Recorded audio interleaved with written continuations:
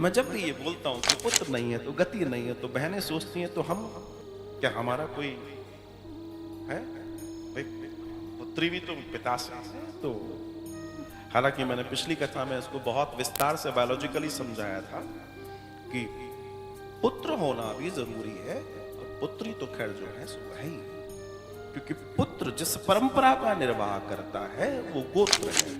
पुत्र जिस परंपरा का निर्वाह करता है वो गोत्र है, और अगर वो नहीं होगा तो वो स्थिति वहीं लॉक हो जाती है, और कहीं ना कहीं जाकर उस वो जो गोत्र चला आ रहा था वो एक जगह स्टॉप हो जाता है। और जो पुत्री होती है वो पुत्री, चूंकि वो दूसरे घर जाने वाली है, इसलिए पिता के साथ जितने दिन तक रही है, पिता अपनी पुत्री को जब कन्यादान करते हैं, जिसको आप कन्यादान बोलते हैं, असल में वो गोत्रदान है। उस समय पुत्री का गोत्रदान किया जाता है। जो पिता कन्यादान करता है बेसिकली दैट इज गोत्रदान। फिर क्या होता है कि उस बेटी का जो गोत्र है वो बदल जाता है, अर्थात उसके पति का गोत्र हो जाता है, और फिर उसका जीवन उस विधि से चलता है। और इसको भी मैं बड़ी गहराई से कहता हुआ चलूं, मैं कहते हुए गुरेज नहीं करूंगा। आजकल इस पर बड़ी टीका टिप्पणी है।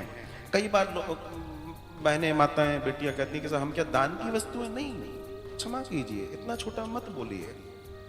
यहां समझिए, यहां गोत्र का दान हो रहा है। और दूसरी बात ये कि बहुत चतुर थे वो लोग जिन्होंने इस शब्द को भी जोड़ दिया। अगर दान को भी जोड़ो, बड़े चतुर थे। उन्हें मालूम था कि दाम्पत्य बड़ा बड़ा बड़ा महान दर्शन है। अगर इसकी संज्ञा न दी गई तो घर टूटेंगे, क्योंकि हमारे यहाँ एक दर्शन था कि दान एक बार हो गया तो उस पर हमारा अधिकार नहीं होता, और अगर अधिकार बना रहेगा तो न वो उसका रहेगा ना हमारा रहेगा, उसकी स्थिति मध्य की हो जाएगी।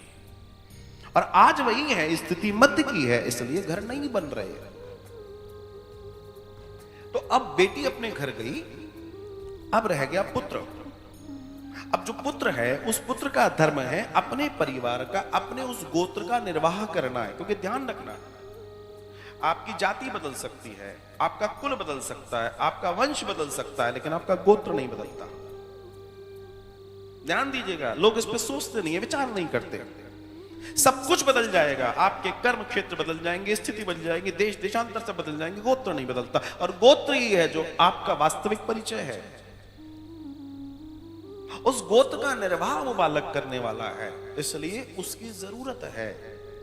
क्योंकि जब वो अपने गोत्र का नाम लेगा और जब कोई संकल्प करेगा, जैसे आज भी आप लोगों ने जिन्होंने संकल्प करे हैं, तो जिसने किया है वो गोत्र से, जब उसने अपना गोत्र बोला है, तो प्रारंभिक अवस्था में जिस दिन उसके गोत्र का आरंभ हुआ होगा पहले व्यक्ति से, वो गोत्र का ओज वहां तक जाके टकराया है, वहां तक। इसलिए पुत्र भी जरूरी है और पुत्री भी जरूरी है। ऐसी कोई चीज नहीं बोल दी गई। अच्छा, एक और चीज ध्यान दीजिएगा, जो पुत्र के काम है वो पुत्र ही करेगा, जो पुत्री के काम है वो पुत्री ही करेगी।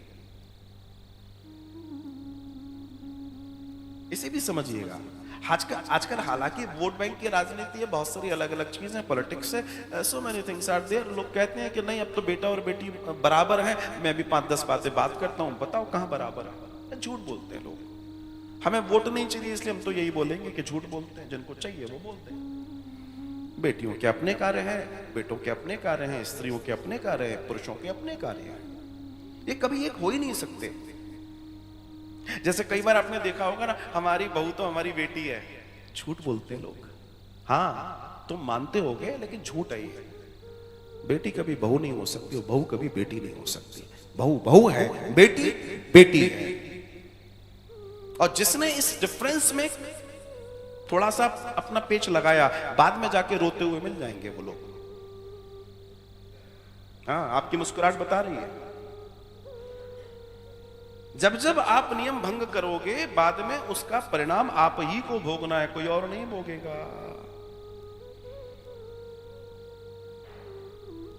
इन चीजों को समझना होगा साहब। हम लोग व्यवहारिक लोग थे, व्यवहार से जीवन चलाते थे।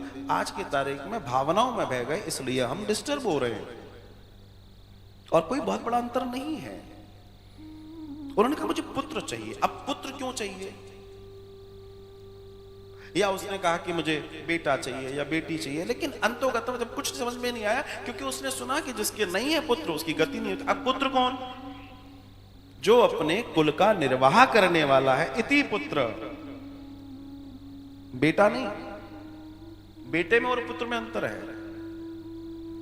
पुत्र जो धर्मपरायण है, अपने माता पिता की आज्ञा, सेवा और अपने रिचुअल्स का, और आने वाले समय में और आने वाले समय में अपने परिवार के हर कार्य को पूरा करने वाला है, सत्कर्म करने वाला है, अपने पूर्वजों अपने पितरों के कल्याण के लिए कर्म करने वाला है, ती पुत्र, वो पुत्र है। बाकी तो सब बेटा है, बाकी बेटा है। दोनों में अंतर है, दोनों में अंतर है महाराज।